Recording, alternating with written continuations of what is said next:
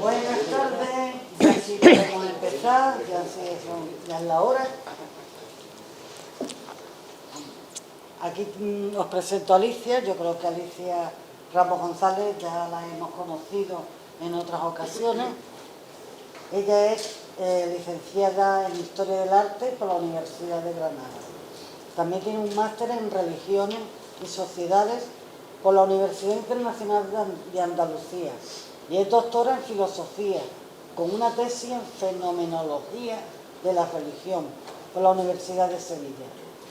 Posee varias extensiones universitarias por dicha universidad en arte islámico, en arte egipcio, creación literaria y aproximación a la cultura y el arte japonés, además del curso de adaptación pedagógica.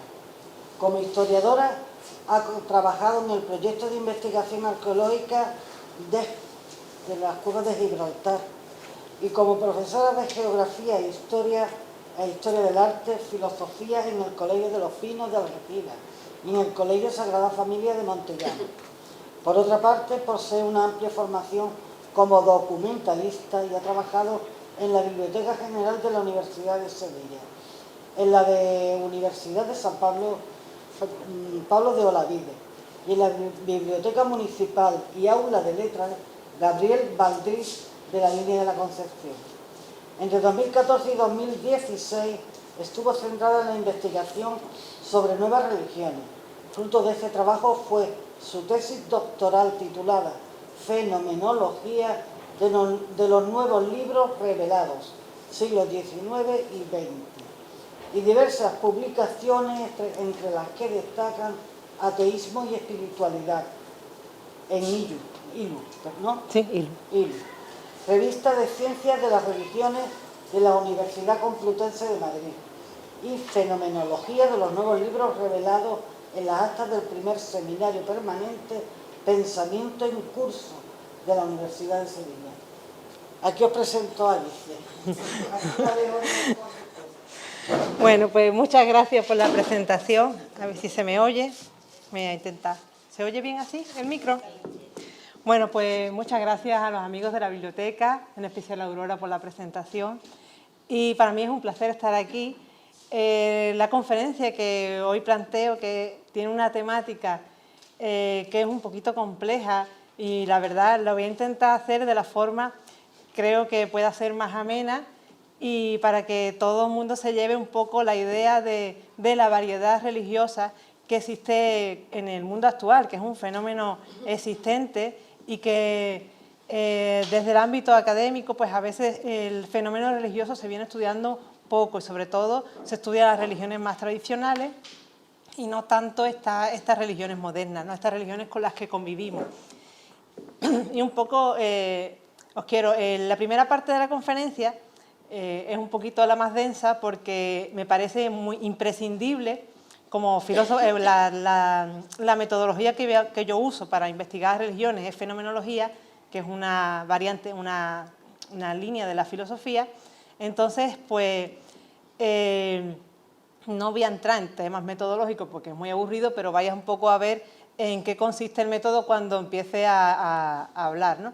Cuando empiece a explicaros y a exponeros este tema. La primera parte, como digo, es un poquito más tediosa porque es imprescindible desde el punto de vista de la filosofía definir.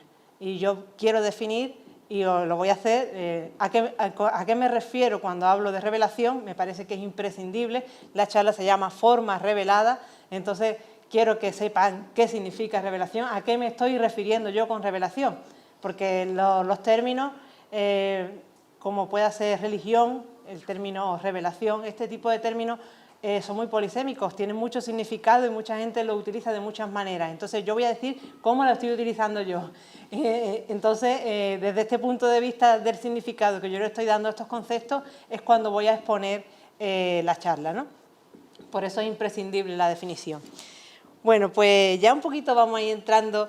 El primer término que quiero definir, y esto un poco puede ser lo más tedioso, después ya empiezo a exponeros el marco de las nuevas religiones para que os hagáis, pero es que no podéis comprender las variedades religiosas, no se pueden comprender sin comprender algunos conceptos básicos, sobre todo el concepto de revelación, que para mí es imprescindible en el fenómeno que vamos a analizar, porque vamos a analizar formas de revelación, ¿no?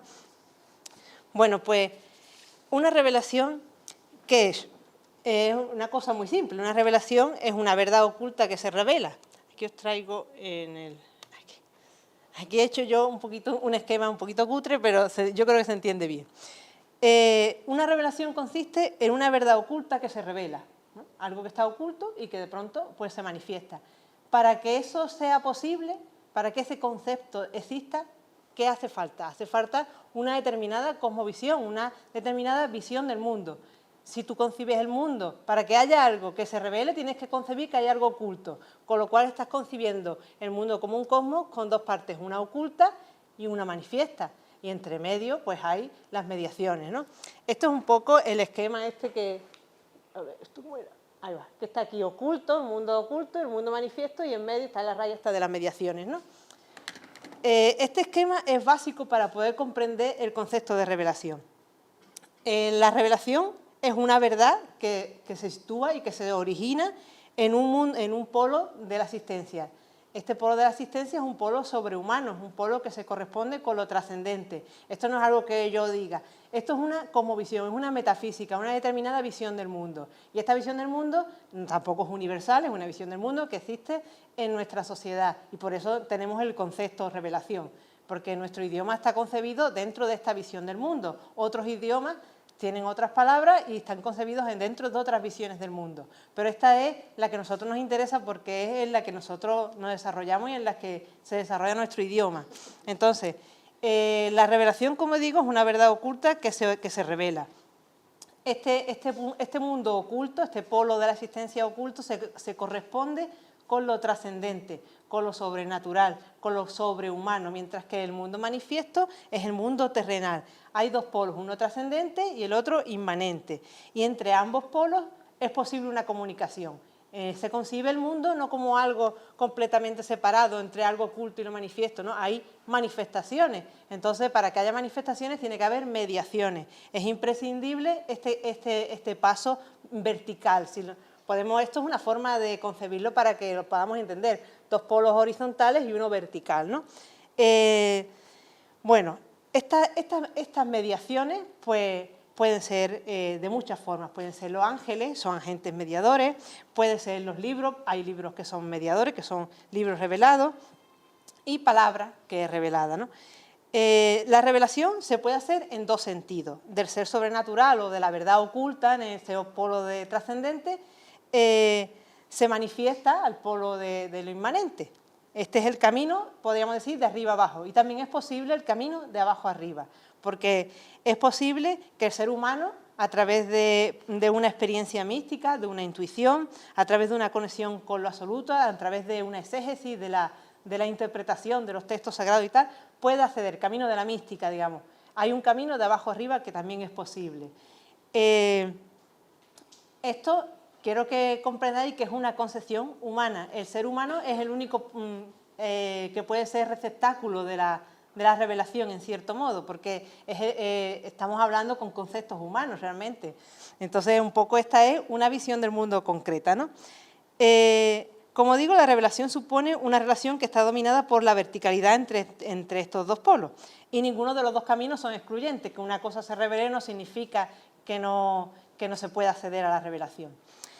Y a partir de aquí, lo importante es que, porque ya no me quiero enrollar mucho más en la definición, yo creo que con esto queda más o menos claro, espero que más o menos quede claro, pero sí que tengo que decir que la revelación ocurre sobre un objeto del mundo. Estos objetos del mundo, que son manifestaciones de lo sagrado, se denominan hierofanías. Y, por ejemplo, las tablas estas que tiene Moisés en la imagen de Doré, ¿no? Aquí, ¿no? Este es un grabado de Doré y es Moisés con las tablas. Esas tablas son un objeto del mundo material que se ha convertido, es una hierofanía, es una manifestación de lo sagrado. Ese objeto se ha convertido en algo que ya no es lo que era. Y entonces os he traído, esto no quiero hacer mucho hincapié en los textos, pero hay algunas frases que me interesan. Juan Martín Velasco, un fenomenólogo de la religión español, que murió en 2020, y escribe una fenomenología de religión en donde nos habla de estos objetos que dice, lo totalmente otro se hace de alguna manera semejante y de alguna manera diferente. Cuando empieza el texto dice, para que la relación entre el hombre y el misterio sea efectiva, es indispensable que éste se haga presente en la mediación de un objeto del mundo. Es un objeto del mundo que ha dejado de ser lo que es y se ha convertido en otra cosa. Pero, ¿qué es este objeto del mundo? ¿Qué lugar ocupa esta hierofanía, ¿no? Pues ahí es donde vamos, en las distintas personas que investigan estos sistemas de cosmovisión, también llamados sistemas metafísicos, se investigan desde el ámbito de la filosofía y en muchos casos, pues de todas formas, estas son formas de comprender el mundo, como digo, este espacio intermedio ha sido necesario tenerlo en cuenta y nombrarlo porque ocupa un lugar, ¿no?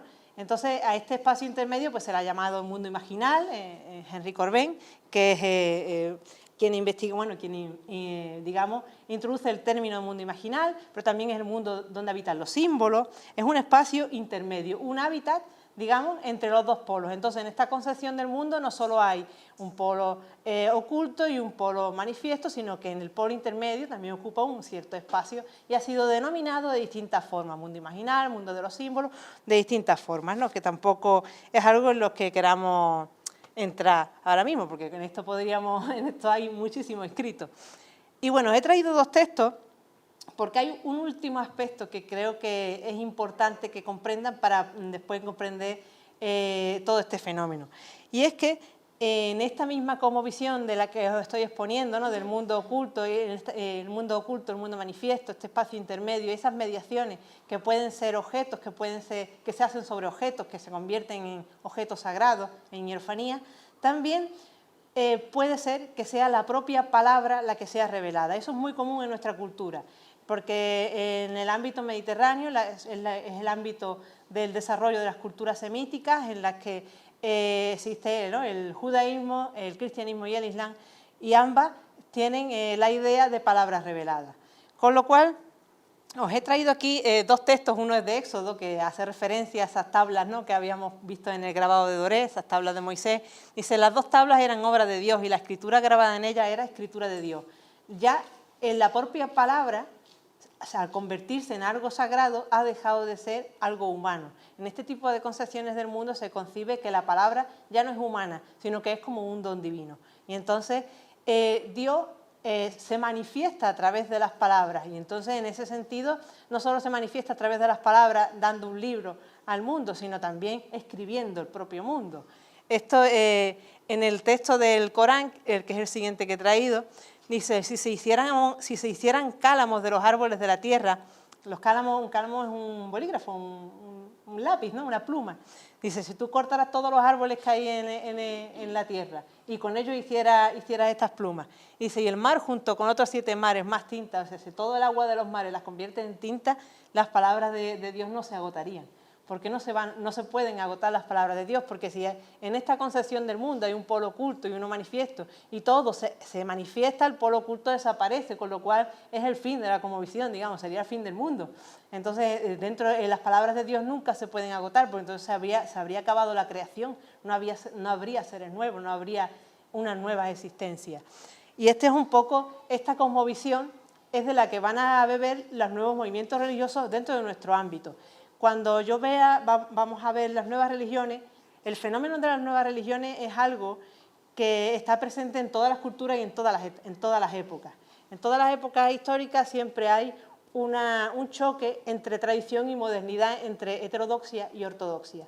Y en este choque es donde surgen estos grupos que podrían ser llamadas la heterodoxia. Son grupos que surgen frente a la ortodoxia de las religiones. Y algunos de estos grupos, por ejemplo, en el siglo I había muchísimos grupos religiosos, estaban los esenios, estaban los celotes, había un montón de religiones, el judaísmo y tal, y el cristianismo, que era una de esas nuevas religiones en ese momento, fue el que triunfó, con lo cual es la importancia de analizar estas nuevas religiones. En el momento actual no sabemos nosotros cuáles son las que triunfen. Realmente yo voy a mostrar un elenco de nuevas religiones, pero las vamos a entender siempre en nuestro contexto cultural. Por ejemplo, en África hay surgimiento de nuevas religiones y en el mundo japonés es brutal, pero yo no voy a analizar ahora otras culturas que además Ni yo tengo una especialización en ese tipo de culturas, ni creo que a nosotros nos pueda resultar interesante, porque creo que lo interesante es que comprendamos el mundo en el que vivimos actualmente, dentro de la sociedad en la que estamos inmersos. Por eso es las nuevas religiones, he mostrado esto, que es un poco esta visión, que es un poco de la tradición, pero que tiene un gran interés y un gran sentido para el desarrollo actual de las religiones en nuestro contexto. Y bueno, ya con esto vamos a pasar al tema de qué son las religiones. Que, bueno, en primer lugar, defino religión, porque las definiciones de religiones, eso es una locura. Yo empecé a buscar definiciones, encontré como 40 y cada uno pues define como religión una cosa. Entonces, ¿a qué me voy a referir yo con religión? Porque, por ejemplo, religión, hay quien considera, religión es una palabra que surge dentro de un contexto geográfico y dentro de un contexto histórico. Y estirarla mucho más fuera del contexto en el que ha sido creada es un poco absurdo. Entonces, hay personas que piensan que un elemento constituyente de la religión es Dios. Si no hay Dios, no hay religión. Entonces, por ejemplo, dicen, el budismo no es religión, el budismo es una doctrina filosófica, pero como es ateo, pues no es religión. Entonces, para otras personas sí, porque realmente en el budismo hay una idea de trascendencia, trascender la existencia en el nirvana es una forma de trascender, con lo cual para algunas personas sí es religión. Entonces, en este ámbito, ¿a qué me refiero con religión? Me refiero, con religión yo entiendo dos elementos constituyentes de la religión, que son para mí la definición de religión. Una comunidad, o sea, un grupo humano, porque religión de una persona no existe, un grupo humano, una comunidad unida junto a una idea de trascendencia. Esta idea de trascendencia puede ser una verdad, puede ser Dios, o puede ser un ángel, puede ser cualquier entidad o cualquier cosa que haga una idea de trascendencia, una verdad trascendente, ¿no? Un despertar, un satori, eso es una trascendencia. Con lo cual eso yo lo entiendo como religión, ¿no? Bajo ese aspecto de entendiendo religión como una comunidad con una idea de trascendencia, es de la que vamos a hablar de las nuevas religiones. Un último, digamos, una cuña aquí que voy a meter, es que el término secta es un término que no se usa en el ámbito académico. El término secta no se sustenta porque cuando empiezas a buscar definiciones de secta, al final lo que están definiendo son tipologías de religiones y siempre desde una religión mayoritaria. Las mayores, es interesante desde luego buscar en internet estas clasificaciones de sectas que la verdad es que han hecho bastante estudio, pero si os fijáis detrás de ellas suelen haber grupos que son de las iglesias protestantes estadounidenses, que son los que investigan las sectas, con lo cual es desde una religión mayoritaria queriendo desvirtuar a otras religiones. En la palabra secta, en su origen, significa doctrina que se aparta de lo ortodoxo, pero bueno, ese no es el uso que se le da en el lenguaje a una secta. Nadie dice, no, es que esto es una doctrina que se aparta de lo ortodoxo. Ese no es el uso que tiene el lenguaje, tiene un uso despectivo y que además, como no se sustenta terminológicamente o definitoriamente, pues no se usa en el ámbito académico, ni yo la voy a usar la palabra. Yo voy a hablar de nuevas religiones, porque realmente lo que se le acusa a muchas de las sectas es de lo mismo, que es que tienen intereses económicos. Todas las religiones tienen intereses, es que estamos hablando de grupos humanos, y los grupos humanos pues tienen unos defectos y también tienen sus virtudes, pero todos tenemos las mismas, así que... Y bueno, pues os traigo una sistematización, o sea, una serie de tipologías de nuevas religiones que yo espero que un poco os sirva para abrir un poco el camino de comprender qué es lo que hay en el mundo actual. Bueno, pues esta que yo os traigo, porque como hay muchas, tampoco me voy a poner yo a inventar. Yo he buscado una de Linda Woodhead, que es de la Universidad de Lancaster, en Reino Unido, y que me parece que funciona muy bien porque se comprende bien el amplio elenco de religiones, ¿no? Ella establece, por una parte, establece como tres grupos en los que hay un montón de religiones, ¿no? Uno de ellos es cuerpo, mente, espíritu, que es este primero que os traigo, ¿no? Para ella, este grupo de religiones son grupos religiosos centrados en torno a la búsqueda del bienestar o el equilibrio mental, físico y espiritual. Esta búsqueda del equilibrio, y para ello utilizan prácticas como el yoga, el tai chi, el reiki, reflexología, aromaterapia, técnicas de meditación, medicina alternativa. Todo esto seguro que os suena, porque es algo que veis en el mundo actual. Por ejemplo, el caso del yoga, el yoga surge en un contexto ampliamente religioso. La palabra religiosa, esto es una cosa que yo he dicho nuevas religiones, pero a lo mejor estaría mejor decir nueva espiritualidad, porque en el ámbito español las personas que forman parte de estos grupos no rehúsan de llamarse a sí mismos, de entenderse a sí mismos como religiosos y prefieren la palabra espiritual. Porque en el ámbito español, pues la religión pues, se vive por la parte de la población como algo que ha sido castrante para muchas personas y coercitiva, ¿no? Entonces las personas rehuyen de eso y no quieren pertenecer a una religión ni ser religiones. El caso del yoga, como digo, surge en un contexto en la India y tal, en el contexto del hinduismo, pero ahora mismo en España hay un choque fuerte entre personas que quieren que el yoga pues que se desvincule completamente de las religiones y sea entendido como una gimnasia física, y luego están los que lo entienden como una religión. Por ejemplo, en el yoga, si se recitan mantras, pues que es la recitación de un mantra que es para relajarte, sí, tú vas encontrando tu equilibrio con la repetición de una serie de palabras, pero es lo mismo que rezar un rosario. Un rosario, tú vas repitiendo una serie de palabras y tal, y al final lo que hace la persona cuando sale de rezar el rosario es que tranquila me he quedado y que en paz y en gusto, con lo cual es lo mismo que rezar un mantra. Y entonces, pues realmente este tipo de grupos de cuerpo, mente, espíritu ahora mismo están en esa lucha entre desvincularse de la religión, como es el caso del yoga, o mantenerse con ese aspecto espiritual que a lo mejor puede ser que pierdan en el futuro. Yo no lo sé, pero ahora mismo están en ese choque inmerso, ¿no? El otro grupo, bueno, yo aquí os he traído al fundador de Meditación Trascendental, porque representante un poco de este grupo de religiones, ¿no? El siguiente grupo de religiones es el que se denomina Nueva Era. Nueva Era es un nombre puesto desde fuera para referirse a una tipología de religiones, ¿no? Nueva Era intenta aglutinar en este concepto pues una serie de grupos que tienen en común la creencia en la existencia de un camino de progresión de la humanidad que se concretará en el surgimiento de una nueva era. Esto es un movimiento milenialista que también en la tradición lo han existido, que piensan que estamos en un cambio de progresión y además son muy optimistas. El mundo Nueva Era es muy optimista, siempre vamos a mejor y siempre todo es para un futuro mejor, ¿no? Un cambio, pero un cambio a mejor. El texto fundacional de la Nueva Era, uno de los textos fundacionales es de Marilyn Ferguson, que se llama La conspiración de Acuario, y que ella lo escribió en torno a los años 70. El ámbito cronológico de esta nueva era es la primera mitad del siglo XX. Bueno, esta cronología la aporta Vicente Merlo. Quiero un poco hacer hincapié en los que estáis interesados en comprender el fenómeno nueva era en España, concretamente en España, porque hace un buen análisis.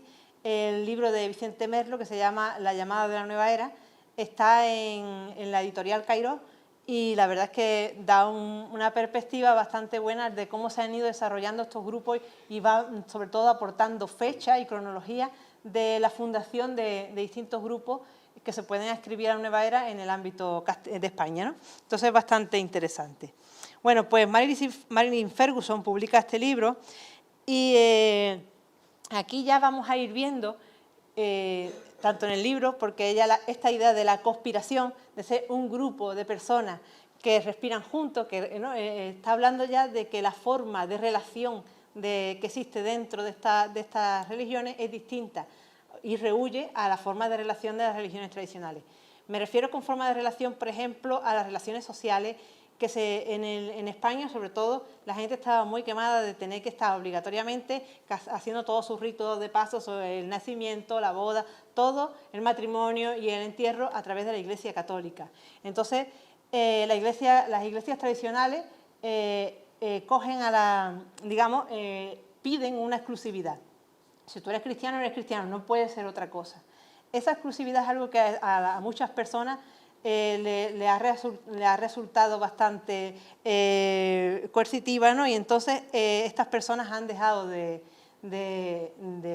querer pertenecer a un grupo directamente. Entonces se unen en esta idea de la nueva era y tal, pero yo puedo ir al yoga, puedo ir al grupo de tal y al grupo que a mí me dé la gana y en el momento de mi vida que yo quiera y que me venga mejor una cosa u otra. Con lo cual esa libertad de pertenecer a los grupos que te parezcan y además el funcionamiento ya como redes sociales es un funcionamiento de grupo distinto a de las religiones tradicionales, que es en torno a la Iglesia, ¿no? En torno a una comunidad mucho más cerrada y que además requiere una exclusividad que ya no va a requerir muchos de estos grupos, aunque hay grupos para todo, ¿no?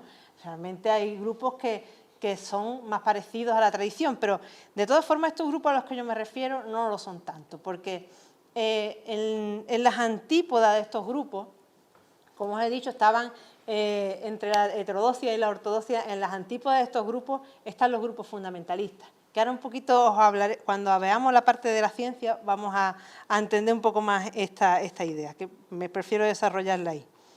Y bueno, pues Vicente Merlo establece dentro de la nueva era diversas dimensiones, que me parece interesante nombrarlas aunque sea por encima. La dimensión oriental, hay una serie de grupos que son movimientos religiosos que surgen en la India, que en el ámbito del colonialismo inglés comienzan a tener en el siglo XIX una influencia, sobre todo a través de la sociedad teosófica, empieza a difundirse las ideas de las filosofías orientales, de las religiones orientales, pero también hay un montón de, sobre todo ya en el siglo XX, de personas de India que fundan religiones, sobre todo en Estados Unidos, el caso de Osho, por ejemplo.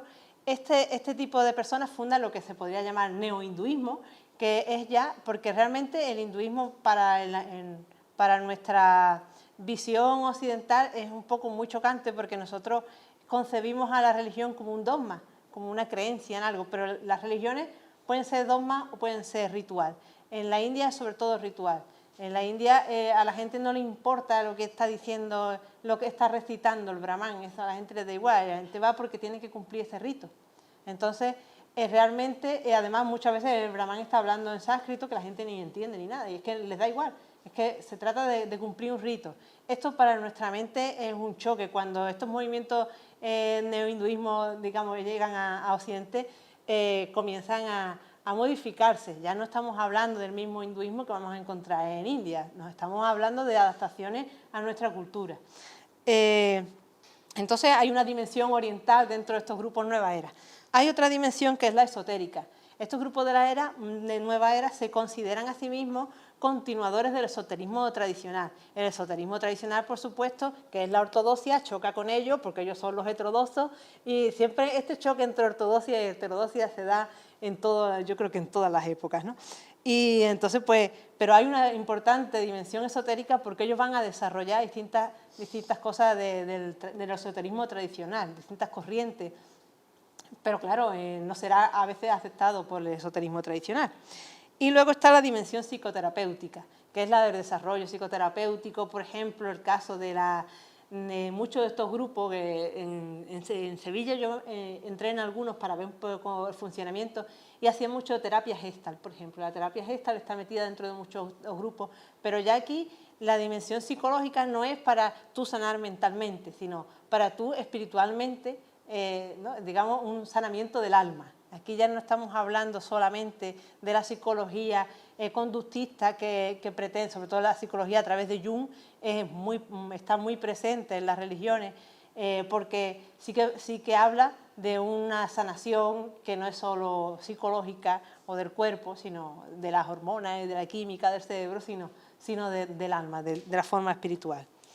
Y luego ya el siguiente grupo, vale, voy bien de tiempo, es el neopaganismo. Realmente, para ser justos con Linda Guther, que es la que establece esta tipología, ella lo llama paganismo. Está en inglés, pero vamos, no dice neo, no utiliza lo del neo. Yo lo he usado porque me parece como confuso de hablar de paganismo como aquellos grupos de los romanos que criticaban a los cristianos, ¿no? Y entonces, pues esto, como no tiene nada que ver con eso, pues yo lo he llamado neopaganismo. Estos grupos son movimientos religiosos centrados en retomar los ideales románticos de los orígenes, de los dioses y las diosas precristianas, pero también en el ámbito de América de antes de la conquista de los españoles, con lo cual pues está el neochamanismo, estaría incluido dentro de este tipo de grupos. Son grupos muy ecologistas. Aquí sí, este grupo que os traigo es de la Wicca. Estos son grupos generalmente de mujeres. Las wiccanas además son de la diosa madre porque las religiones siempre han sido patriarcales, con lo cual muchas mujeres se han visto fuera del ámbito de las religiones porque no podían tener lugares de poder y porque se veían excluidas. Entonces, la religión para la mujer, pues hubo mujeres, ¿no?, en el ámbito wicano que se unen todas y en este caso retoman esos orígenes perdidos del matriarcado, ¿no?, que es a lo que ellas van, el origen de que había algo anterior al patriarcado en Europa. Porque casi todas las Wiccas son más bien europeas, pero también en América, en Estados Unidos, tienen bastante potencia. Y bueno, también están muy influenciados por el ecologismo y por el feminismo. Lo que yo todavía no he visto, es algo que me queda por averiguar, es que ya hay en estos grupos religiosos hay mujeres como en lugares de poder, pero todavía no hay ninguna palabra revelada por una entidad femenina. Por lo menos yo no lo he encontrado. Las revelaciones ocurren por entidades masculinas o por entidades que no tienen género, pero femenino yo no encontré ninguno. Si alguno lo sabe, por favor, que me lo indique.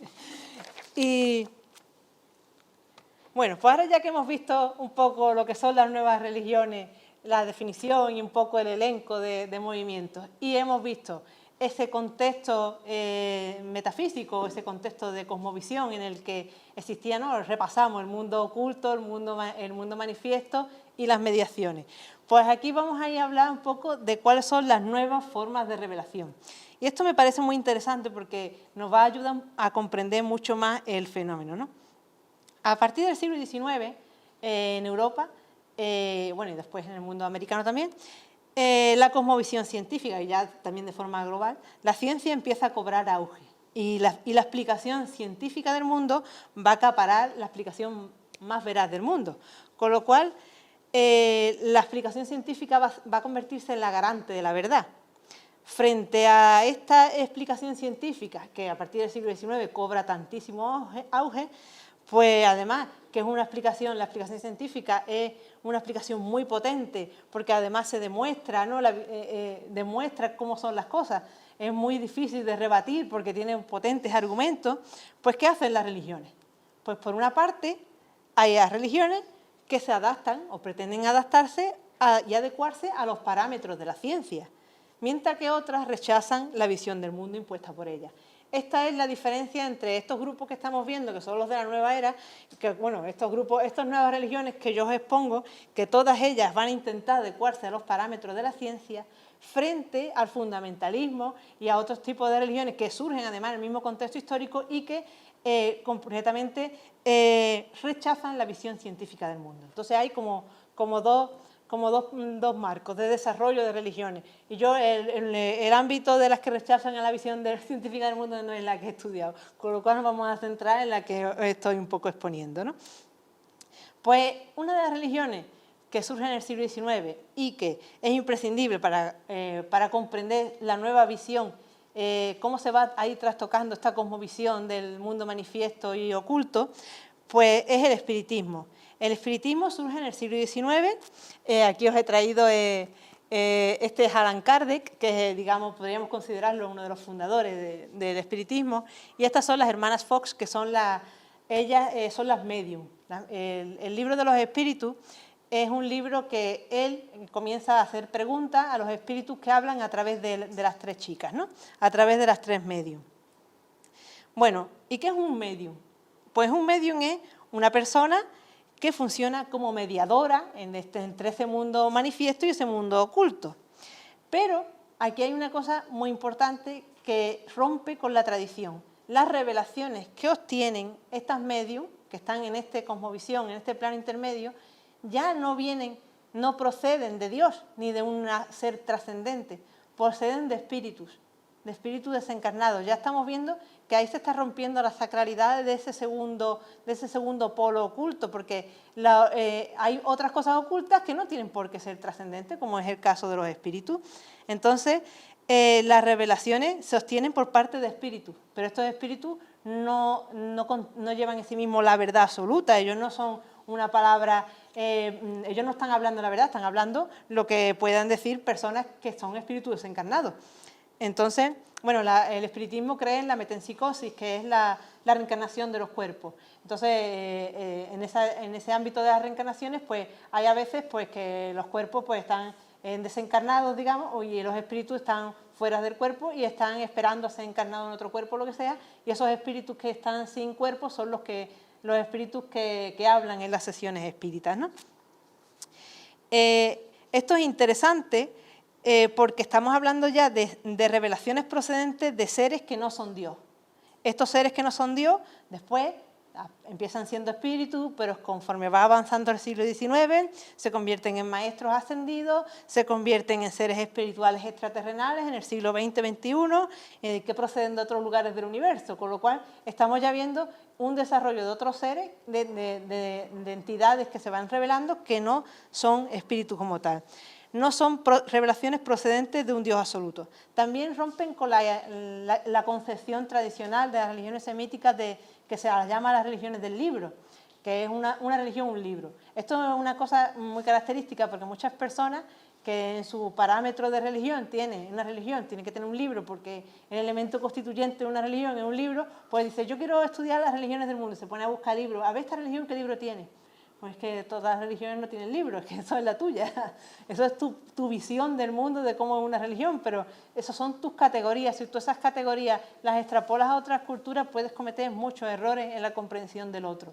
Y eso fue un poco lo que pasa en India, cuando en el ámbito europeo se comienza a buscar en India los textos, como cuáles son y se busca a los Vedas, ¿no? los textos sagrados de la India, pero es que los Vedas no tenían un gran interés, que el hinduismo es una religión completamente con una gran fuerza de ritual, no tanto del dogma, con lo cual esos textos no tienen una gran importancia para la vivencia religiosa de esas personas, ¿no? Bueno, entonces se rompe un libro, una religión, los espíritus empiezan a decir cosas, a dictarlas y las medios empiezan a escribir y hay miles de libros. Y entonces el espiritismo se va renovando su enseñanza a través de lo que van diciendo espíritus de distintas índoles, pero ellos son científicos en el hecho de que tienen un método. Allan Kardec, que es el fundador, funda el método kardeciano. El método kardeciano es un método de verificación de estas revelaciones, porque además los espiritistas son gente súper entusiasta con todos los avances científicos, porque estamos hablando de los avances científicos del siglo XIX, de cómo se comprenden. Ellos buscan la idea del magnetismo, todas las investigaciones que se iban haciendo en la ciencia, para ellos iba a demostrar esta existencia de este mundo de las religiones, de este mundo de los espíritus, ¿no? Y bueno, otra cosa importantísima es que ellos dicen que no hay nada sobrenatural en los espíritus ni en la doctrina. Lo llegan a negar, y yo no sé si he traído el texto. Ahí va. Lo llegan a negar, o sea, lo dicen categóricamente.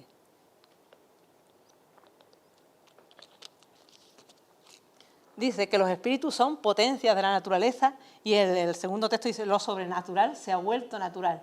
Fijaros que este polo oculto ha dejado de ser sobrenatural, que en la tradición venía siendo sobrenatural, ahora deja de serlo y se convierte en un polo que queda ahí pero desacralizado, un polo oculto pero no es sobrenatural. Lo natural se ha vuelto sobrenatural, o sea, lo sobrenatural se ha vuelto natural.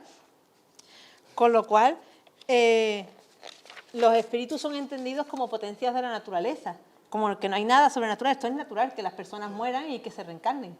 Esta es la visión del espiritismo, ¿no? El espiritismo, no, para nada, esto es una nueva religión, esto tiene 200 años. Entonces, el libro de los espíritus, no sé si he puesto la fecha, en 1857, ¿sí? En 1857 se publica ese libro, con lo cual estamos viendo ya que casi va a tener 200 años. Con lo cual, las nuevas religiones que yo os he hablado, de las que yo os he hablado, van a tener que ver con esto, porque el desarrollo de la mediunidad que va rompiendo con esta cosmovisión tradicional se desarrolla dentro de ellos, que la forma de revelación que vamos a encontrar dentro de estas nuevas religiones es la canalización, pero no podemos entenderla sin este antecedente del espiritismo. En el espiritismo todavía las personas medium son personas que tienen un determinado don para poder ser vehículos de esta información, de este contacto con los espíritus. Pero posteriormente eso va a ir desarrollándose, se va a convertir en algo innato en el ser humano. Un paso más allá es el que da la sociedad teosófica. En aquella época, en el siglo, a finales, mediados de, sí, finales más bien, la segunda mitad del siglo XIX, comienza a hablarse en el ámbito científico de la telepatía, porque comienza a explorarse el cerebro humano y cómo las conexiones que hay entre las formas de pensar y cómo es posible, si una persona puede comunicarse con otra telepáticamente o ver la mente del otro, ¿no?, y leerla. Entonces ellos están muy interesados en esto. Bueno, estos grupos religiosos están formados por gente de una cultura muy alta. En el siglo XIX eran personas muy cultas y personas, como os digo, muy seguidoras de todos los avances científicos que se iban haciendo. La Sociedad Teosófica fue fundada por estas dos personas que veis aquí, que es Helena Blavatsky y Henry Steele Olcott. Se fundó en 1875 en Nueva York y posteriormente, a partir de 1882, se establece en Madras, en India, en Aidar se llama el lugar, y ahí perdura. O sea, esto es una religión que la Sociedad Teosófica continúa existiendo. Bueno, la Sociedad Espírita también, pero ya no tiene la fuerza ni la potencia que tuvo en el siglo XIX. De hecho, muchas de las nuevas religiones que hemos visto antes, las de los neopaganos, y esto tienen mucha más potencia que la Sociedad Espírita. Bueno, la forma de organizarse de la Sociedad Teosófica ya es en ramas o logias, que se llaman, que son a los que se afilian los miembros de la sociedad. Pero no hay siempre el lema de ellos es que no hay más religión que la verdad es la única religión. Con lo cual, cualquier persona de cualquier religión puede formar parte de la Sociedad Teosófica, ¿no? Ya vemos esta idea de que no se pretende ninguna exclusividad dentro de la Sociedad Teosófica. Pues en la Sociedad Teosófica comienzan a usar el término de la telepatía. No, es aquí. Vale, y yo he bajado esto. Vale. Bueno, aquí os traigo un poco, es un texto de la clave de la teosofía de Blavatsky, que dice: cuando dos mentes son afines y los instrumentos a través de los cuales se expresa están armonizados para responder magnética y eléctricamente el uno al otro, no hay nada que impida la transmisión del pensamiento desde la una a la otra voluntad.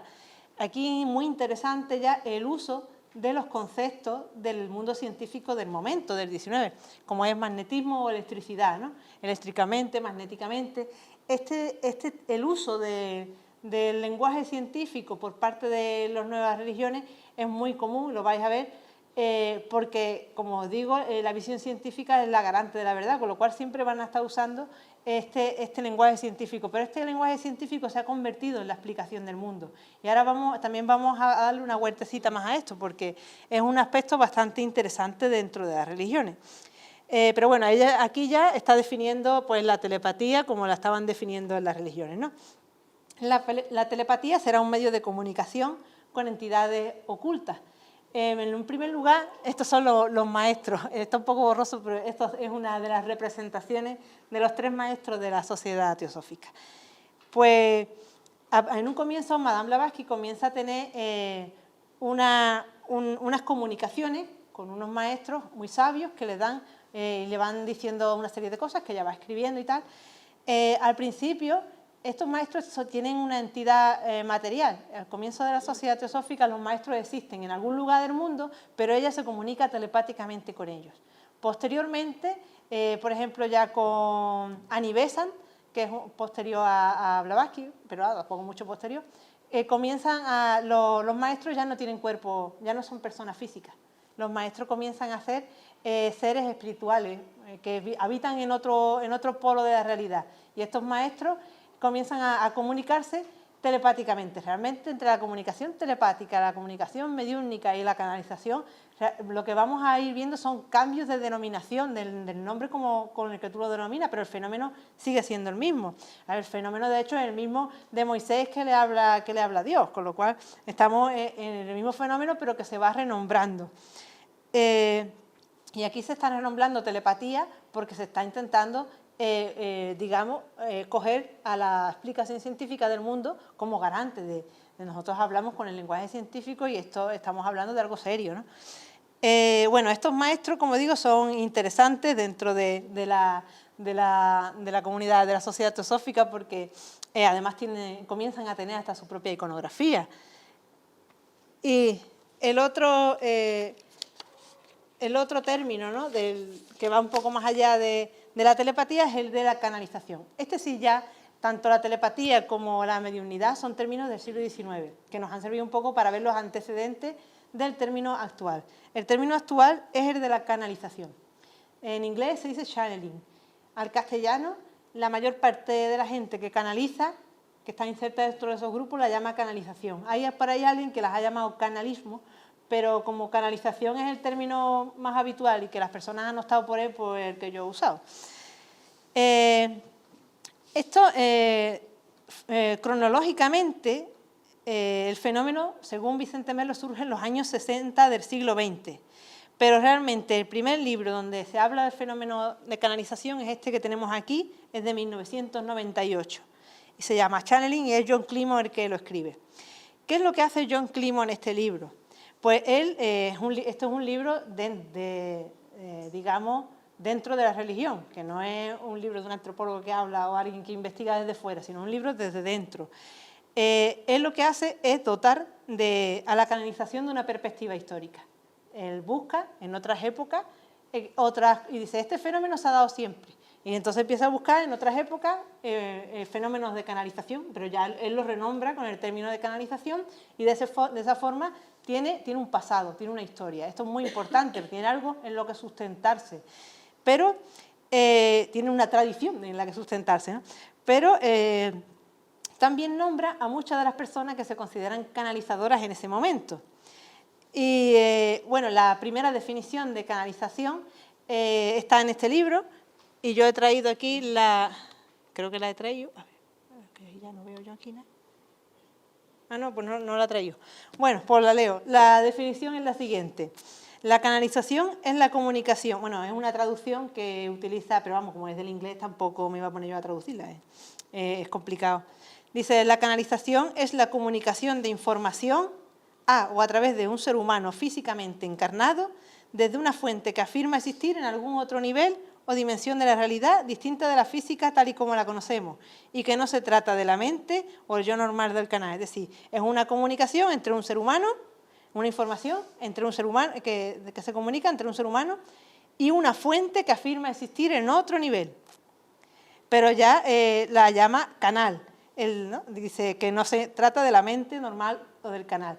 Esta idea del canal, la frecuencia, la vibración y la energía son conceptos muy, muy usados dentro de las nuevas religiones y son conceptos que han sido tomados del ámbito científico, ¿no?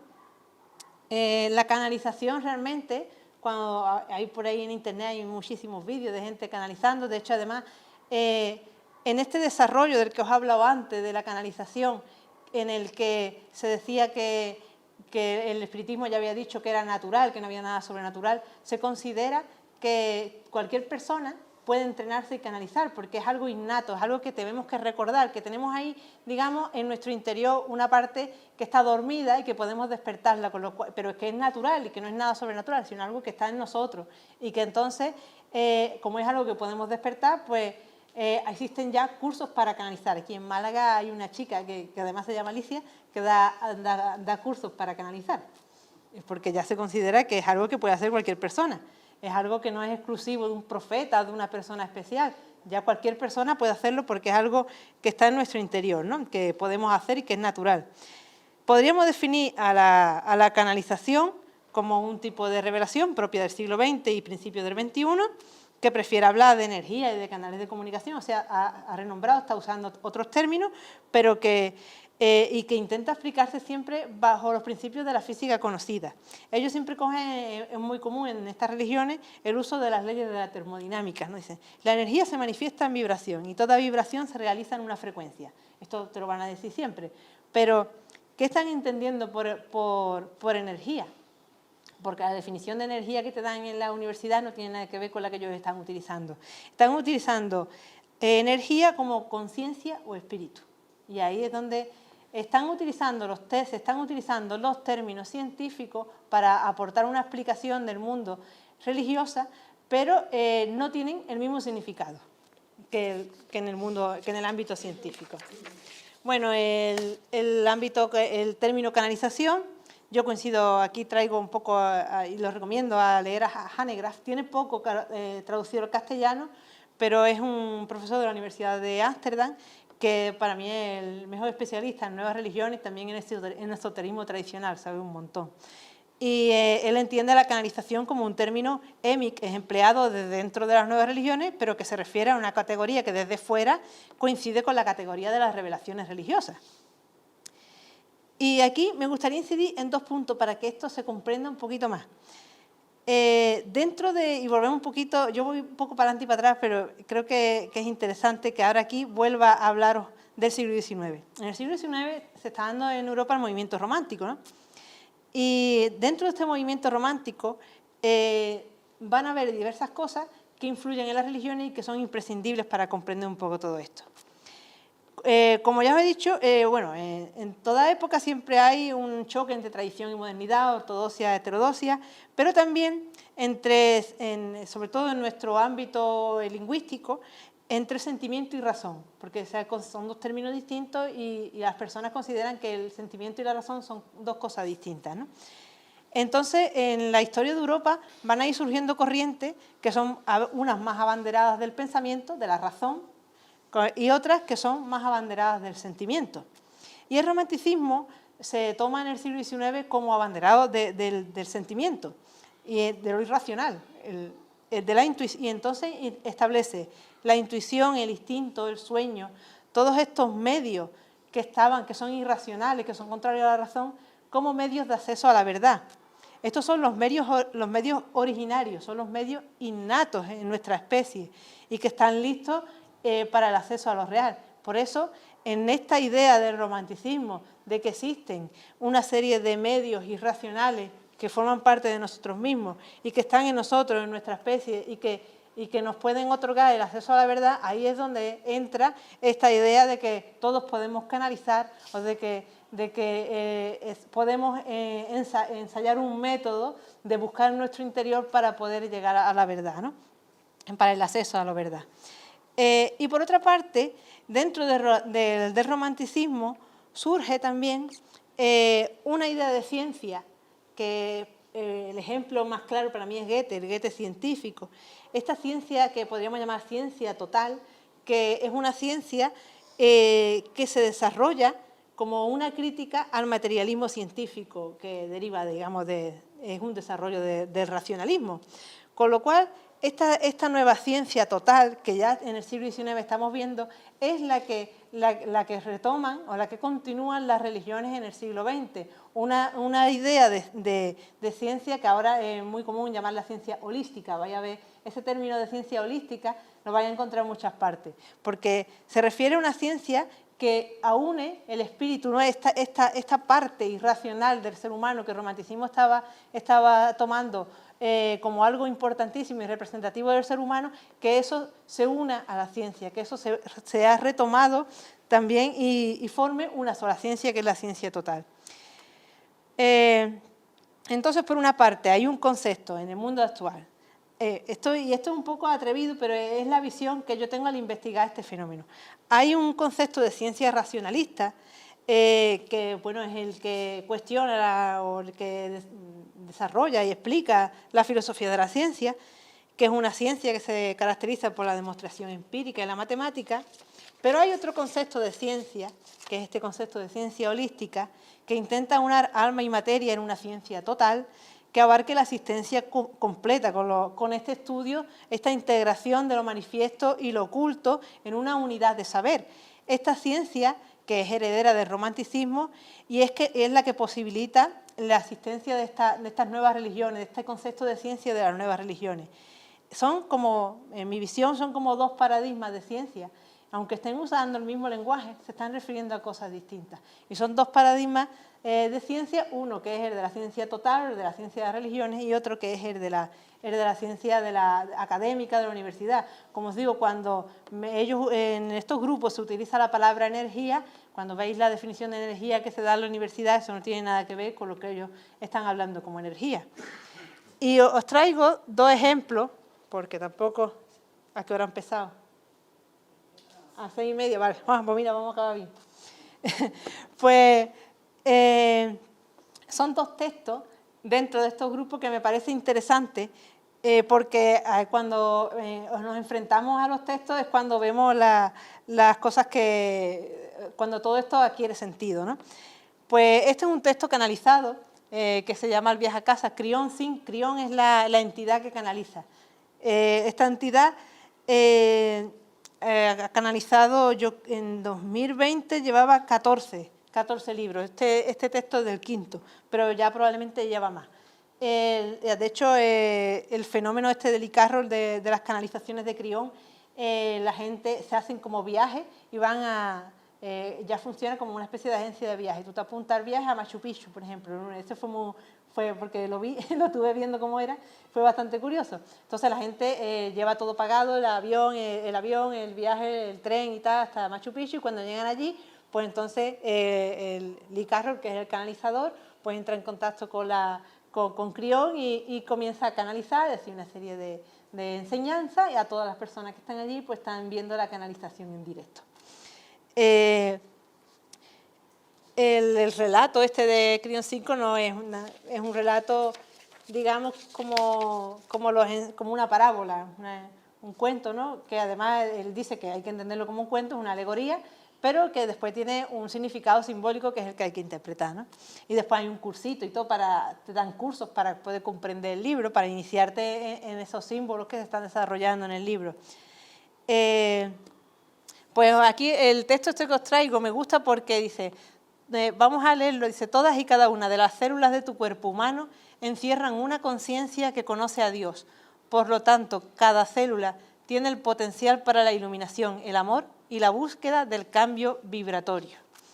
Aquí ya vemos el uso de células, porque lo que nos constituye a los seres humanos en el ámbito, de hecho, a lo largo de la historia de las religiones, y que también ha ido un poco paralela a la historia del desarrollo de la medicina, pues al principio se simbolizaban las partes del cuerpo que se veían, la cabeza, los brazos, las piernas. Posteriormente los órganos comienzan a tener un simbolismo cuando la medicina comienza a ver qué órganos hay en el ser humano, pero es que ya se simboliza la célula, porque la célula es el elemento constitutivo del ser humano. Y vemos además cómo utiliza que las células del cuerpo humano tienen el potencial para la iluminación, porque nuestra esencia como cuerpos son las células, con lo cual ellas son las potenciales que tenemos para iluminarnos. Y para cambiar, para lograr el cambio vibratorio. El cambio de vibración es el cambio de era. Por esto es un grupo Nueva Era, porque piensa que realmente estamos en un camino de progresión, un camino de mejora de la humanidad, en este cambio vibratorio todo mejorará. Como os digo, la física, ¿no?, está entendiendo que la energía se manifiesta en vibración y que toda vibración se realiza en una frecuencia. Este lenguaje científico, estas nuevas formas de explicar el mundo, están reflejadas en estas palabras, en las que ya célula o cambio vibratorio, esta vibración de la que está hablando, ya es un cambio de frecuencia, que es un cambio de la forma en la que se manifiesta la energía, ¿no? Y por otra parte, yendo un paso más allá, es que me ha encantado porque va un paso más allá de la célula, y es que realmente ahora mismo ya no es la célula no es la propia esencia del ser humano. La esencia del ser humano es el ADN.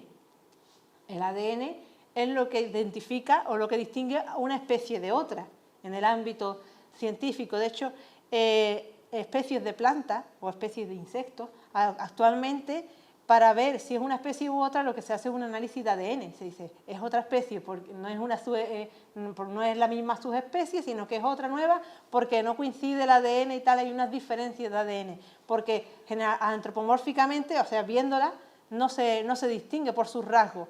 Sus rasgos morfológicos no hacen que esa especie, no te indican que sea otra especie, sino que es el ADN, el estudio de ADN. Con lo cual, el ADN también se va a simbolizar en este es el caso de Mensajeros del Alba, inaugura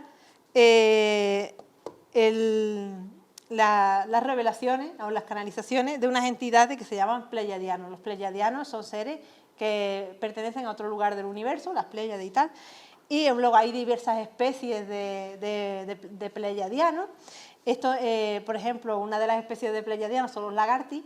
Esto es importantísimo en Estados Unidos, por ejemplo, en las últimas votaciones, para que veáis el impacto que tienen estas nuevas visiones del mundo.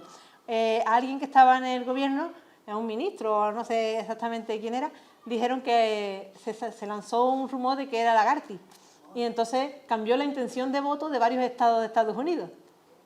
Es que imaginaros la potencia que pueden tener estas nuevas visiones del mundo, que esto es algo que a nosotros en el ámbito en el que vivimos lo vemos un poco marciano, porque realmente estos grupos de los que yo estoy hablando son grupos minoritarios, son la heterodoxia, es lo que está ahora enfrentándose a la ortodoxia. Algunos triunfarán, otros no, yo no puedo saber eso, pero es interesante estudiar estos fenómenos actuales porque nuestra sociedad estamos inmersos en esto.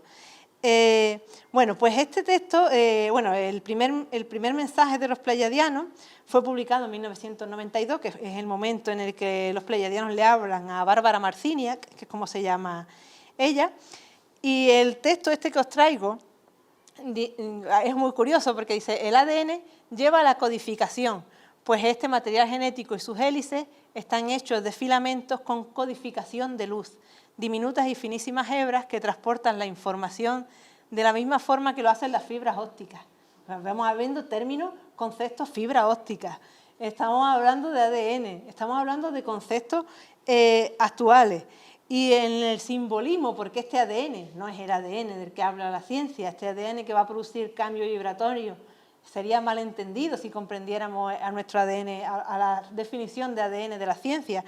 Este ADN tiene 12 hélices y se vincula con 12 chakras. Y esta clave que está aquí dibujada en el lado, están los 12 chakras en relación a las 12 hélices del ADN. Estamos viendo una nueva forma de comprender el universo, con energías vibrando a distintas frecuencias, y también estamos viendo una nueva comprensión del universo y una nueva visión del ser humano. Todo esto está metido dentro de este desarrollo de la espiritualidad contemporánea, que no se queda en algo desfasado, no se queda en algo del pasado. De todas formas, los agentes mediadores de la tradición, como pueden ser los ángeles, a lo mejor para muchas personas de la sociedad actual no tienen tanto sentido como un pleiadiano, porque que existe el universo, y lo vemos en la tele, vemos la existencia del universo de otros planetas y tal, pues esta gente, tiene más sentido para muchas personas pensar que como agente mediador, tener a un agente extraterrestre, o extraterrenal, a un espíritu del universo, que a un ángel con alas, no sé, es otra nueva visión del mundo. Y esto es un poco, aquí yo creo que acabo, pero lo que quiero incidir es que se están generando nuevos paisajes del alma, nuevos cuerpos espirituales, y que realmente estas religiones están desarrollándose junto o frente a la visión científica del mundo, y están teniendo nuevas explicaciones, porque las religiones es un fenómeno humano que desde sus comienzos se adapta. Por eso existe en todas las épocas, porque se va adaptando a las distintas explicaciones del mundo, y las que no se adaptan desaparecen. Y bueno, yo aquí os dejo la...